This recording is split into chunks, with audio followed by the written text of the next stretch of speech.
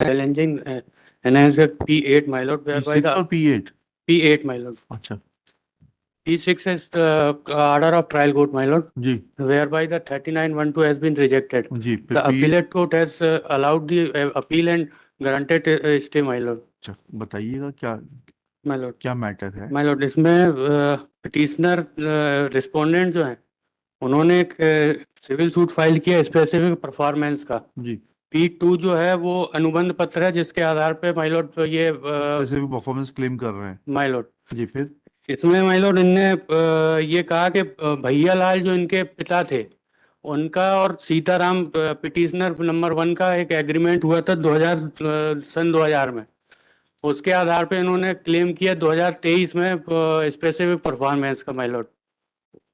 Ji my lord इसमें हमने reply ये दिया कि माय लॉर्ड ये जो एग्रीमेंट ये बता रहे हैं वो फर्जी है, क्योंकि ना इसमें कोई डेट ना इसमें कोई खतरा नंबर लिखा है, ना कोई हिसाब है कि किस जमीन का कौन सा हिस्सा बेचा गया है। जी इसके और माय लॉर्ड ये 3912 में जो ऑर्डर किया था ट्रायल कोर्ट ने उसमें भी यही माना है कि चूंकि ये स्पेसिफिक नहीं है कि किस जमीन का कौन सा हिस्सा बेचा है, और 250 की कार्रवाई करके हमने 2022 में वो कब्जा अपने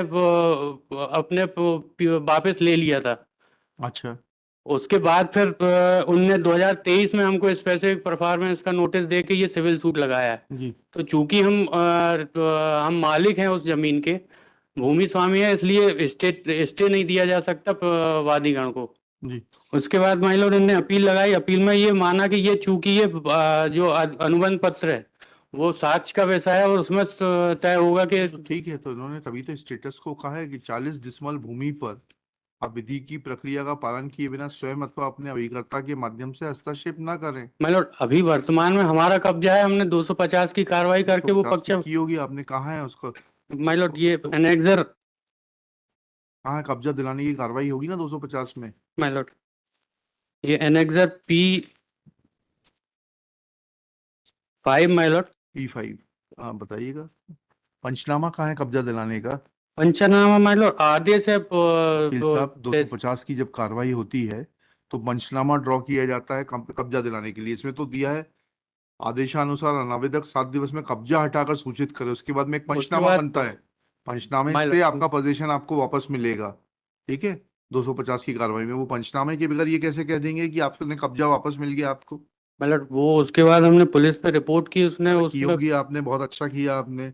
मतलब एटलीस्ट अपीलेट कोर्ट को अगर डिस्प्यूट था तो स्टेटस को का ऑर्डर करना चाहिए था कि जो आज एग्जिस्ट है वो रहा है। यही विडंबना है, अपीलेट कोर्ट को यहाँ गाली देते हैं और हमको डिवीजन बेंच में और उसके बाद सुप्रीम कोर्ट में।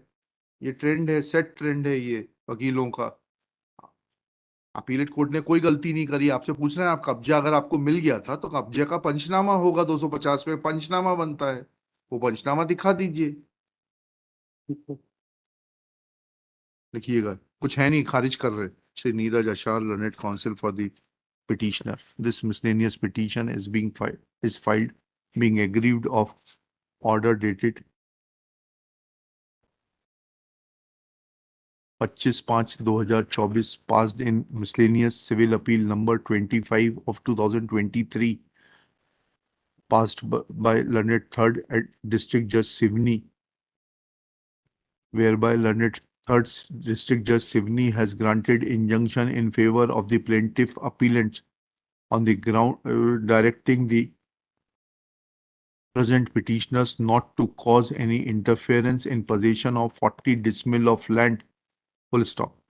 40 decimal of land contained in survey number 99/1, full stop.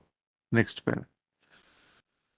Petitioner's contention is that they had moved an application under section 250 CPC 250 MPLRC and had obtained possession of the land in question, but when this court asked Shri Ashar to show Kabja Panchnama that Kabja was actually given to the petitioners in pursuance of the proceedings under section 250 MPLRC, he has drawn attention of this court to the order dated 21/10/2022 passed by the concerned Tehsildar Barghat, District Sivni, full stop. this order is only for removal of possession, but it is not a proof of possession being taken over by the petitioners, for which a kabja panchnama is required to be prepared by the revenue authorities. Full stop. In view of such facts, the impugned order, when tested, cannot be faulted with, as petitioner has failed to prove his possession over the suit land. Next para. In view of such facts, there is no illegality. There being no illegality in the impugned order calling for interference, miscellaneous petition fails and is dismissed. Kumar Mishra